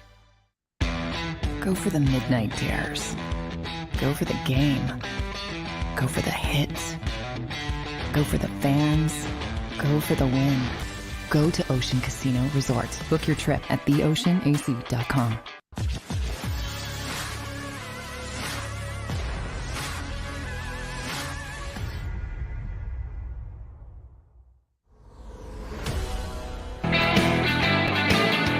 Appreciate you streaming in here on Birds 365 with Mac and Mac. We had a third voice for our final 20, 30 minutes here. Always a pleasure when we get on the executive director of the very prestigious Villanova Law School, still SI contributor, podcast host, Business of Sports, as good a sports podcast as is out there, and former NFL executive. We just ran out of time. It takes me that long to go through his list of credentials. Andrew Brandt joins us here on Birds 365. How are you, Andrew? I'm doing well. Good to see you guys. Good to be with you again. Yeah, thanks for joining us, Andrew. I guess we'll start with, why not, Daniel Snyder in front. Not in front. Obviously, he was not Roger Goodell. His job is the lightning rod. I'd like to call him the highest paid lightning rod in the world. Right. Sort of deflecting the Dog and Pony Show. That was the House Oversight Committee. But your thoughts on where we are with Daniel Snyder? I think we've gotten this sea change, Andrew, where I think the league would like to get rid of him. And in theory, they can do that, I think, with 24 votes. Do you think it's a possibility that Daniel Snyder eventually is going to lose control of the Washington Commanders? Well, a lot to unpack here, John. I mean, one thing that you're right, obviously, about, I've been talking about this for 10 years, that Roger Goodell is paid to take the bullets, take the heat, take the missiles, so the owners don't have to. Some people don't realize that's a big part of his job. Oh, yeah. You know, back in the day, we talked about a commissioner as best interest of the game, and I teach this in my classes. It was for the players, for the owners, for the game, for the fans. But we've gotten such big money into sports right now that they're really there to serve the interests of their constituents, the owners. And boy, was he doing that well. I mean, he deflected. He let these congressmen, or at least half of them, go hard at him, and strident questioning, all because Daniel Snyder's on the south of France on a yacht and couldn't be bothered to take an hour with the most supreme body in this land. So Goodell did his bidding. And yes, he earned a good chunk of his $64 million that day. And Goodell has a great way of answering questions without answering questions. Yeah. Let's be honest. He's great at that. So I'm not as bullish as you, John, on the possibility of ousting him, because this has been decades where he hasn't changed the name, decades where there's been a toxic workplace. He's got financial improprieties. He has allies. And if Roger Goodell had 24 votes to remove him, I think that would have happened. I don't think he's going to call for a vote unless he has 24 votes. Yeah. And I just don't think so. I mean, I know at one time, him and Jerry Jones, Snyder and Jones were very close. I think that's still the case. I don't know. And of course, Jones wields a lot of influence. Yes. Yes. All right, let me try and narrow focus it even more than that about those 24 votes. How many of those fall into the category of there, but for the grace of videotape, go I? That they're actually worrying about, if I kick out one of my boys, who they coming for next? Now they're going to set the narrow focus in on me. How much of that plays in the behind the scenes conversation that are going on between the owners of Roger Goodell? Yeah, I think so. I just mentioned Jones. I mean, in the past 3 months, we've heard about Jones having a secret child. We've heard about Jones's top PR guy who was peeping Tom. Cheerleaders locker room. So God, I'd forgotten about that. Yeah. I think there's some of that, Jody. I really do. The other thing is, precedent. Forget about skeletons in the closet. Do we really want to have a precedent where owners can get kicked out for bad behavior? Again, think about this in another context. Can someone have his business taken away because he, I don't know, whatever. So, and think about owners coming in and paying billions of dollars. If that's on the table, maybe they don't pay billions of dollars, and that's another thing to think about. So I just, I'm not seeing it. He's survived this long. I think he'll continue to survive. And this is from a Washingtonian who friends and family are still telling me, how do we get him out? Yeah. I'm like, I don't know. Yeah. Well, now you mentioned that word precedent, Andrew. Some argue that there already is a precedent with Jerry Richardson. Yeah. I don't think the NBA, matters, but they've done it with Donald Sterling. The Richardson case, though, because that's more, I think, valid when it comes to the NFL. Is that just the difference there is that Jerry was willing to walk away versus Daniel Snyder? I think so. I mean, Jerry Richardson in my day, I was in the league from 99 to 09. He was a player. Jerry Richardson was a big time owner in terms of policy. That's changed. He kind of fell out, maybe had some issues, and he wanted out. And I think that's the difference. You know, I think this was an aging owner that wanted out. This guy in Washington does not want out. He wants to stay in as long as he can. All right. One of my favorite lines that you use on social media, there will be lawyers, certainly is on point with Deshaun Watson on many different levels. We've already been dealing with it, and lawyers making comments and lawyers call a press conference. I want to specifically tie you down on lawyers for the Texans. That they have settled 20 of 24 cases, but there are still 4 sitting out there.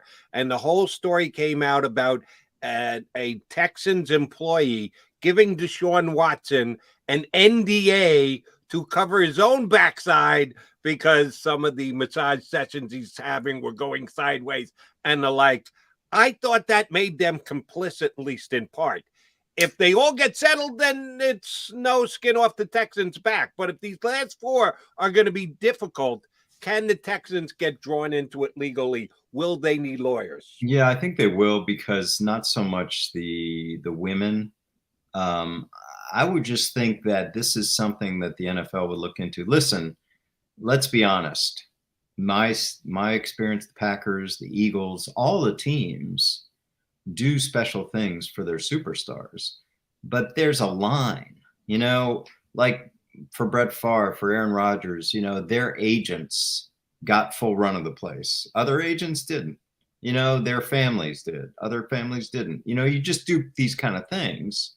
But this seems crossing the line. Now, if they sort of had a relationship with this swanky hotel in Houston and said, yeah, you know, he's our star, let him use it, I guess that's okay. But the word, and I had Jenny Ventris from the New York Times who broke this story on my podcast.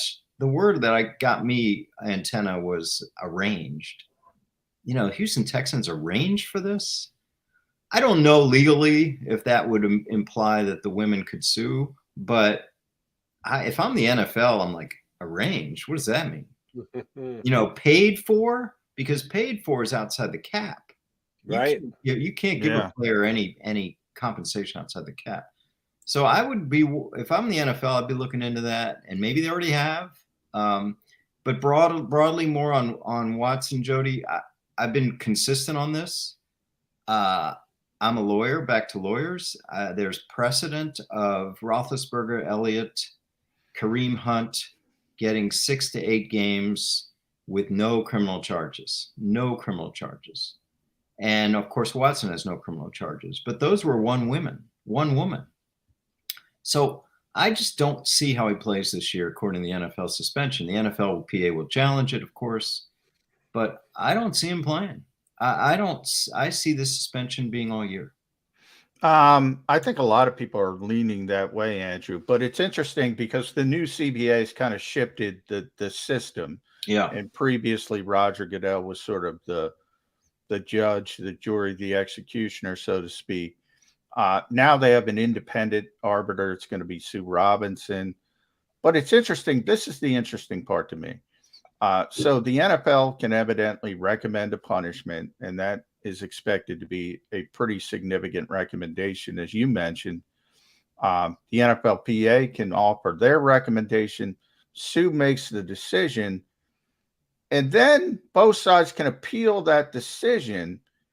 And if they appeal that decision, it goes back to Roger Goodell. That just seems so convoluted to me. So we have an extra layer. This is the product of bargaining, where they didn't want him judge, jury, and executioner, and now he's just appellate judge. but as appellate judge, he has final say. Now, it's a little unclear if he can raise the penalty. But anyway, this is the way it is. But, you know, Sue Robinson's a judge. So yeah. I think a judge, I think precedent, I think a lawyer. So I think she's going to see it the way we see it. Oh. All right, Andrew, let me ask you a broader based question when it comes to, as John just touched on, the collective bargaining. They're forming a search committee to potentially find DeMaurice Smith's replacement. He is still in place as the head of the NFLPA, but when you're putting a search committee together to find his replacement. Means you're not going to be there forever. The players continue to lose the collective bargaining group, and there's so many layers to it. You're so more adept at being able to analyze this than someone like me and John, but it seems to me, just from a novice point of view, the players always come up short. The owners cling to every single dollar they can, and the only give back they give the players is less work. And oh, by the way, the Philadelphia Eagles, in a world of less work less work than anybody else. But I am digressing and getting off on my Eagle rant. Will the next time they go to and I know it's years down the road, will the players ever actually get the owners to give up a sliver more of the actual financial pie? Or will they just continue to win these hollow victories of, hey, you can only practice for 90 minutes on a given Wednesday? Yeah. I mean, that's been 2 bargaining agreements, Jody, where if I'm an owner, I'm like, you mean we can get the deal we want economically if we just have them practice less in May and April and May and June? Like, cool, and so I don't know. Listen, there are a lot of people that say, oh, they'll never get benefits because they're not willing to strike. They're not willing to sit out. Well, baseball and basketball and hockey have made gains without this sort of resigned feeling that they'll never stay together and all that. I'm not sure football players realize the power they have sometimes. It'll be interesting with a new director, that's going to come. Maybe it doesn't come soon with this search committee. Maybe it's just for the future when DeMaurice Smith does voluntarily step down. But as you said, we're locked into this agreement to 2030. So maybe the new guy will be stronger in getting gains for the players. Andrew, recently on Sports Illustrated, you took the look. We mentioned Deshaun from a Houston perspective, but from a Cleveland perspective, they're the team that gave him the first ever fully guaranteed 5-year deal in the history of the NFL. And obviously that has made them sort of a pariah amongst certain other organizations in the league. But right now they have 2 quarterbacks on their roster. I think you mentioned account for $65 million. And your thought process is neither will be on the team or playing for the team. Deshaun's actually going to be on the team, but likely suspended.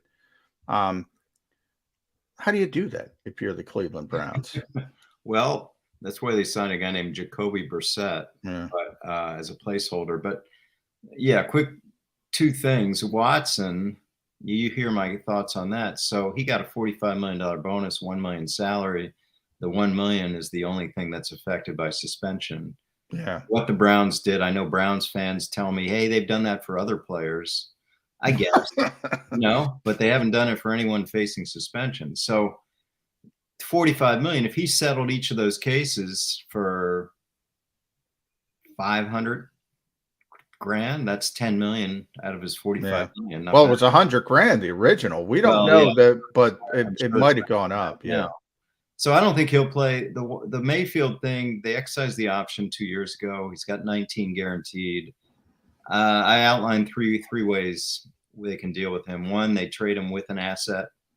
Someone take the 19 million, give him a 2nd round pick to do it. They're probably not going to do that because they got no 1st round picks coming up. Or pay off part of the contract, maybe pay him 9 or 10 million as a bonus, like a going away present. And so the new team only gets 9 million to deal with. But it is a chance they could Deshaun Watson him. In other words, like Houston, they can just have him there and say, shut up, stay home, and you'll get your $1 million plus a week. And that could happen, probably would only happen if no one wants him. And I'm not sure anybody wants him.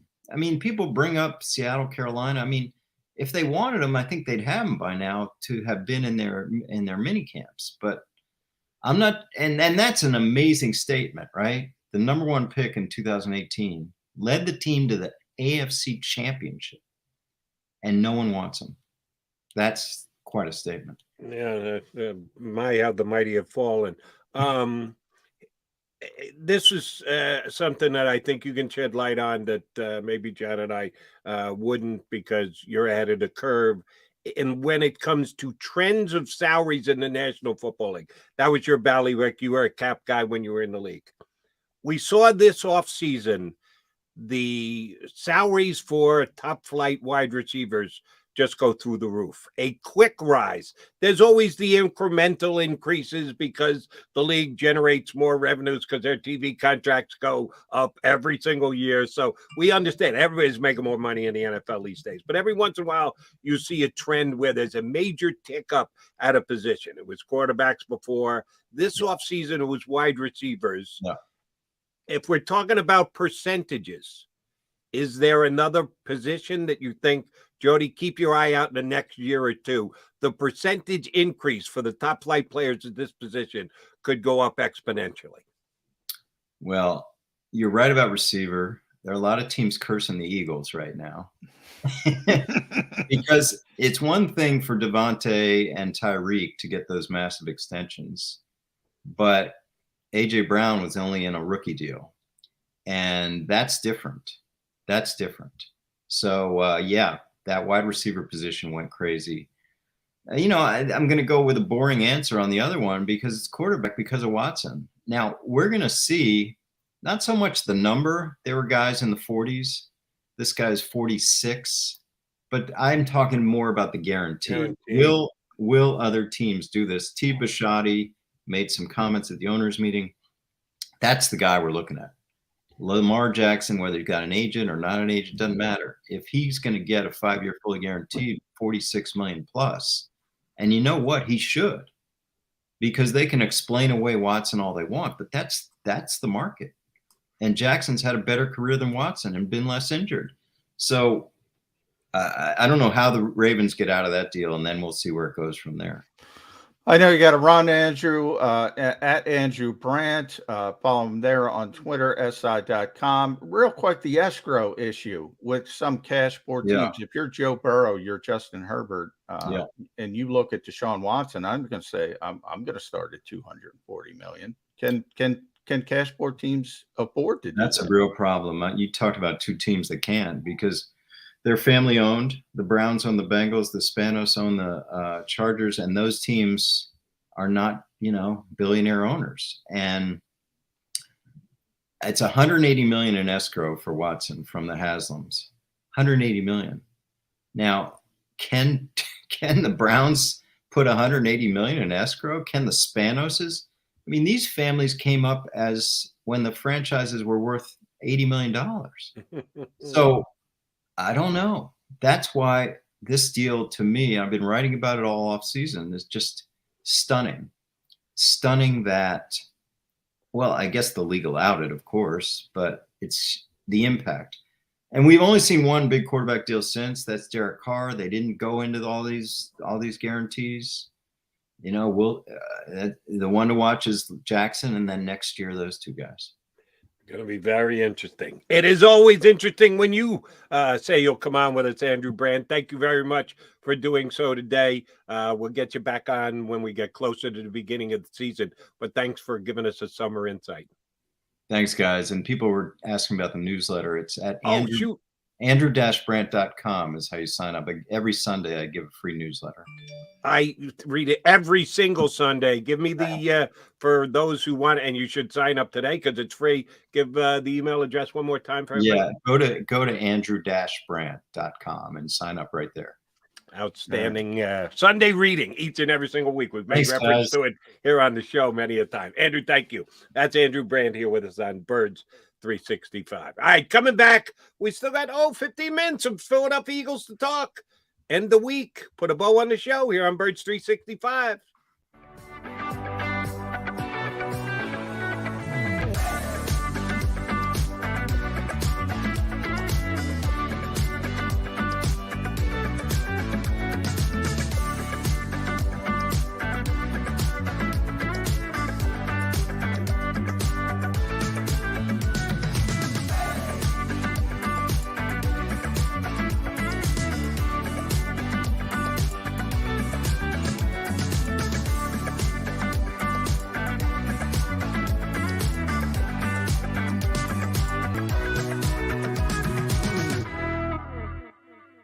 Action News at 11 with Rick Williams. It's the team you trust to bring it all together. The stories that impact your community, a sports roundup for the locals, and the AccuWeather forecast you depend on. Action News at 11 with Rick Williams.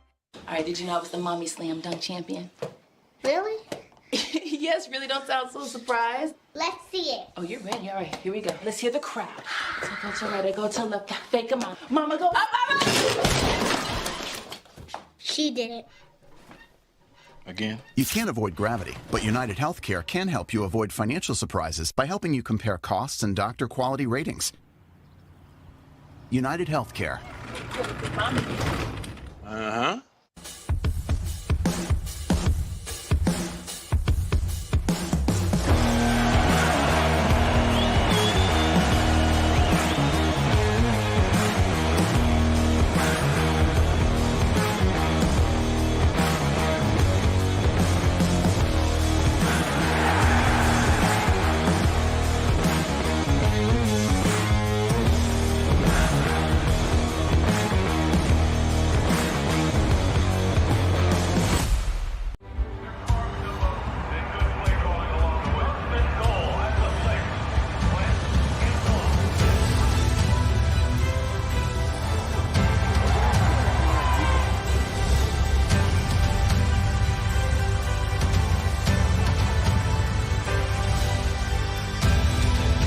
Field of life, First Trust Bank is there for you.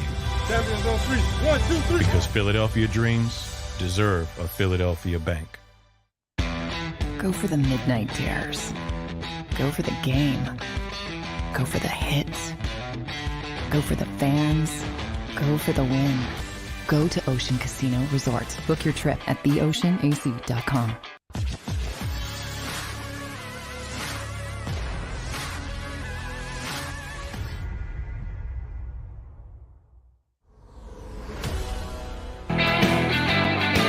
All right, you got your Mac guys back put down a bow on the show for the entire week too, as well here on Birds 365. All right, let me get a couple of absolutely necessary plugs in here. JAKIB Sports.com. Johnny's column yesterday was about now why am I forgetting? What did you put up yesterday? It's a good question. I got it. Jordan Davis being the third down. Because right. What Chris Landry said. What Chris Landry said, which was a good, fun conversation / debate that we had here about how important Jordan Davis could be for the Eagles over the next 5 years of his first round draft pick contract going forward. On top of that, the stance that Chris took that you got to be a 3-down player. If you want to be a truly superstar player worthy of being drafted in the middle of the first round, you got to play all 3 downs. You can't just get it done on 2 down. That was a good debate between you two guys. So, yes, get to JAKIBsports.com. John's got new stuff up there every single day. You can get all your JAKIB media shows there. It's a worthwhile website for you to bookmark and go back to a couple of times a day. Andrew Brandt's newsletter. He sends it out for free every single Sunday with his insights. You got to check it out. Go to his website to sign up. I have referenced it several times here on the show over the last several months. It's a must-have. And one more. And I'm a fan, and I reference them as well, or it's more so he, but it is them because he's got a couple of guys working for him. Mike Florio, ProFootballTalk.com. He's got an article today about Dan Snyder, in which certain things come to light about actions Dan Snyder has taken in the past and things he said about his own employees that are just flat out wrong. He is just a bad guy, period. Don't care about his competency as an owner and winning the offseason and willing to spend. He's just that during I wanted to bring this up with Andrew, but we had limited time.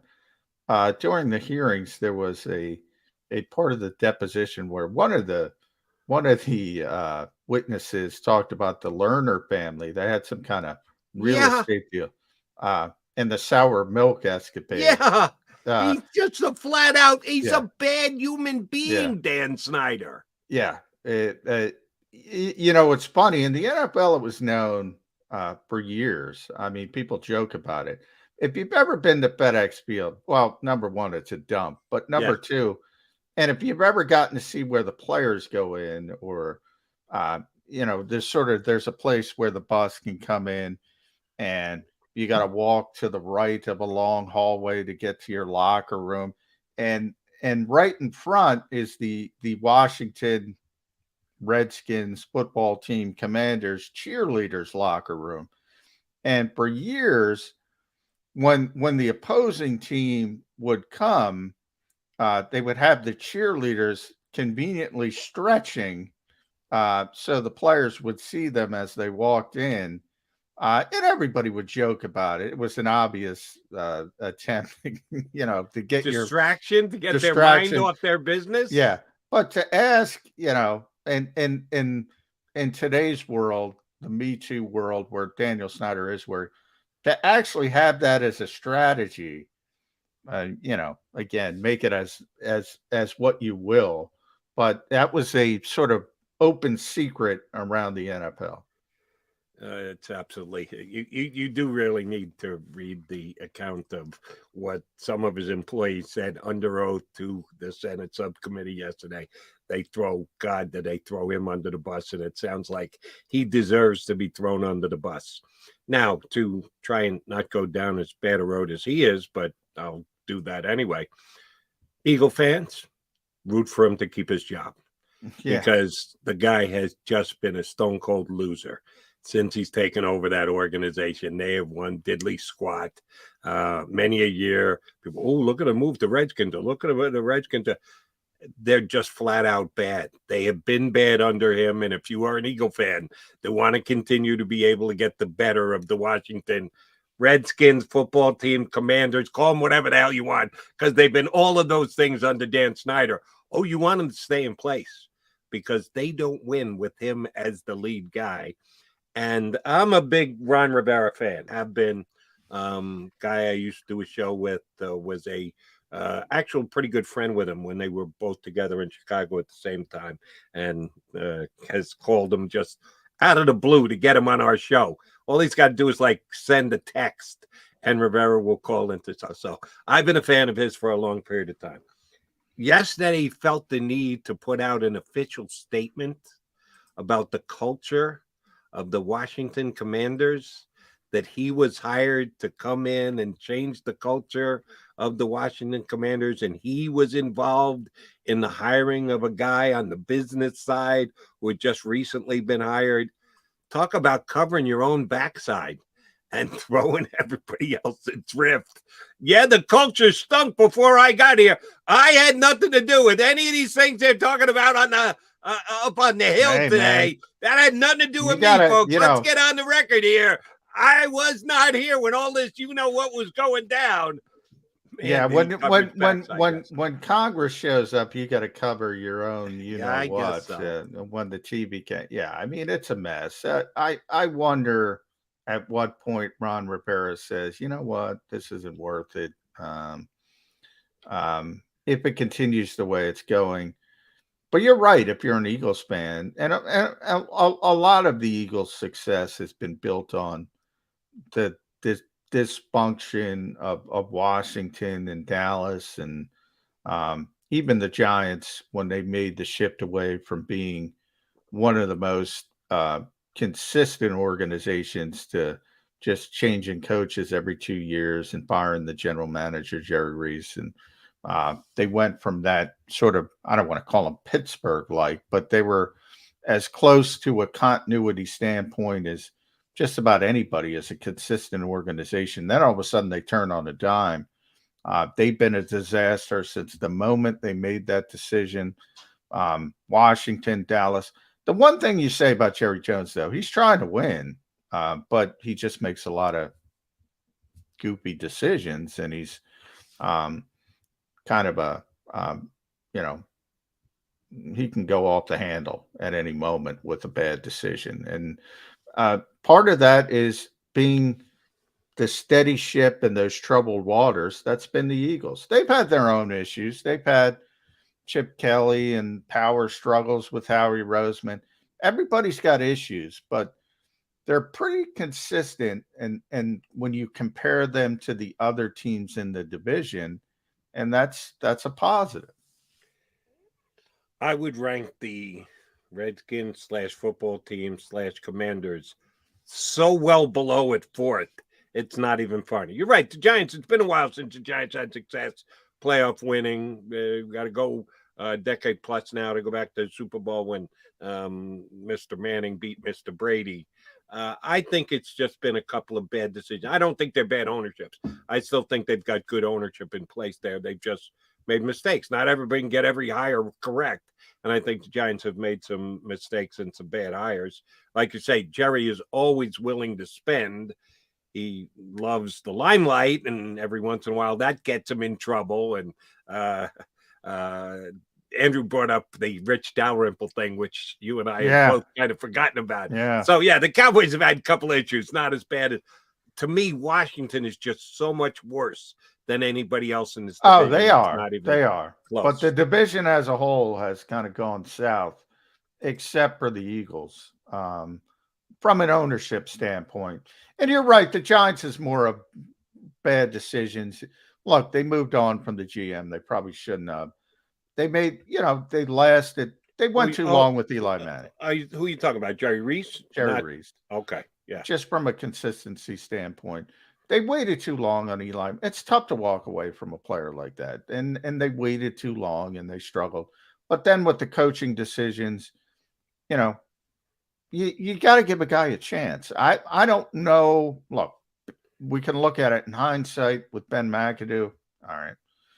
The Eagles wanted to hire him. He was good for a year, and then it kind of fell off the rails. And then you talk about Pat Shurmur, and it seems like, and Joe Judge was kind of a disaster. I actually think Judge was the best out of those three. Really? If there's one guy that they moved away from too quickly, I would say more so Judge. Well, McAdoo definitely had the most success. He had one season where they were pretty good. I forget. They might have won 10 games one season with McAdoo. I'd have to look it up real quick. But he was the one who at least had him going in a right direction. But he was more I'd attribute McAdoo's success to the fact that you're right, Jerry Reese wasn't as bad a general manager as Gettleman was. Oh, yeah. Gettleman has taken the talent of that organization down more than anything else. Yeah, and he had been the offensive coordinator before he got the head coaching job. And that was 2016 when the Eagles, the story goes, I don't know if you heard that story. I probably said it on the show. They had a welcome basket for Ben McAdoo. Right. They were going to hire him to be the head coach. And the Giants convinced him to come back on his way to accept the job, literally heading down. Made a U-turn on the Jersey Turnpike. Molly Pitcher service area. I don't know. I'd like to say Molly. I don't know which service area. And then he went 11-5. I just looked it up. So his first year, 11-5, and they lost to the Packers in the wild card game. And then he comes back the next year and starts 2-10 and doesn't even make it out of the season. That's amazing. You think about that. 11 wins and you don't make it out as a first-year head coach, first rookie head coach too, first-time head coach. Believe me, I watched a lot of Giant football that year. He deserved to be fired. Oh, I'm not disagreeing. He was just flat out bad. But that's amazing. That's an amazing 180 that quickly. And he was the guy who stewarded it, and I didn't have a problem with the Giants firing him. Judge he was probably still is, and he may never get another shot, overmatched for the position. I think he's a good man. I think he's a smart football guy, but he just seemed to not grasp everything it took. Probably because he learned at the foot of Belichick. He still thought he was coaching in the 1990s. And it's a whole nother deal in 2020s. Yeah. And Joe Judge just didn't seem to comprehend what you needed to do to adjust to be able to coach at this time. I still think he's a good football guy. It happens every time the rookie head coach. It happened to Nick Sirianni. Nick Sirianni was overwhelmed. He was overwhelmed in that 2-5 start. It's one of the reasons he gave up play calling. He was overwhelmed. It is a job you have no experience for until you do it. And you see the enormity of the job, and you either learn on the fly and adjust and keep getting better and better. But there's going to be startup costs. And all those rookie head coaches this year, same thing. People say, oh, so-and-so is going to do this. No, they're going to have the same issues. They're going to be overwhelmed. And they're either going to get better or they're going to get worse. Well, we'll continue to try and get better next week. We do so every single week here on Birds 365. Johnny Mac, have yourself a good weekend. I'll be looking for something on JAKIBsports.com. I'm sure you'll come up with some other new angle on why Quez Watkins should have been number 25 and Ed 25 to push you down a little bit. He should have been 25. Yeah, I should have done. You and I agreed on it, and you and I don't agree on anything. But yet, boom, we both had Quez Watkins at number 25. Yes. I'll be looking at Sports Illustrated over the weekend to see how the rest of your 25 rolls out. Oh, you're not going to like 24, by the way, Jody. I'll leave you with that. I can't say it, but you're not going to like it. You cannot have Derek Barnett in the top 25 Eagles. You're not going to like. You're not going to like. You cannot. I will boycott both you and Kracz if Barnett is in their top 25. Okay, so Jody might not be here on Monday. You're going to have to tune in to find out. We want everybody to have a great weekend. We'll be back here in 2 and 2. That's 2 days. You've been listening to Birds 365, the destination for the passionate Eagles football fan who bleeds green. If it's Eagles football, we're talking about it. Debate, inside the locker room, and guests that are some of the greatest football minds from around the region. We hope you enjoyed the show. We know we had a blast. Make sure to like, comment, and subscribe, and we'll be back soon. But in the meantime, hook up with us on social media at JAKIB Sports. See you next time on Birds 365.